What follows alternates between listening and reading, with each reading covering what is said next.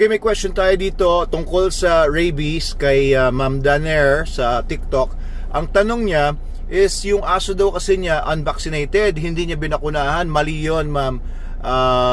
Lahat po tayo ng mga owners ng mga dogs, mga cats ay required na magpabakuna ng aso natin as early as 4 months old siya and every year thereafter. So mali po na ang dog po natin ay hindi bakunado ng rabies. So, magpabakuna na po kayo ng rabies sa mga pets ninyo kung hindi pa sila bakunado. So nakagat itong aso ni Miss Daner ng isang rabid dog daw. Okay, let's say rabid dog talaga yung nakakagat sa aso ninyo. Ngayon, kung yung rabid dog na yon ay stray dog, no? Or alam nyo naman kung nasan yung rabid dog na yon, make sure na yung aso na yon ay mahuli at mailagay sa isang facility na pwedeng obserbahan. Tawag niyo po sa barangay niyo yan or sa munisipyo ninyo, para yung aso na yon na suspect rabies, na may mga rabies symptoms, ay maobserbahan at within 14 days kung mamatay nga yung rabid dog na yon, ay malaki ang tsansa na rabies nga yun. Dadalhin ngayon yung katawan ng aso or yung ulo sa RITM or sa mga rabies laboratories para makita, makonfirm na may rabies yung aso, dahil makikita yung mga negray bodies na tinatawag sa utak niya kapag kumuha ng sample.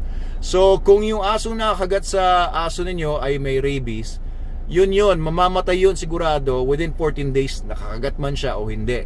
So importante na ma-monitor ninyo yung aso na yon kung talagang rabies case yon. Now, yung aso ninyo, anong gagawin ninyo? Hugasin niyo dapat with soap and water, no? Talagang scrub niyo yung maigi with the soap, para kasi ang rabies virus madali namang mamatay dahil sa soap, no? Pagka hinugasan siya. Pero just the same, no, you have to bring your dog to the vet. Yun nga, kagaya ng ginawa ninyo, pero sabi ng vet ninyo, wag injectionan. Pero marami kasing mga protocols, depende siguro sa vet ninyo kung anong, hindi ko alam kung anong protocol na sinusunod niya. Pero depende sa protocol, it's irrelevant na obserbahan mo pa yung aso ng 14 days. Kasi yung 14 days, hindi naman hindi naman yun magkaka-epekto kagad doon sa aso ninyo. Kung nakagat siya ngayon, hindi kagad mag-e-epekto yung rabies within 14 days.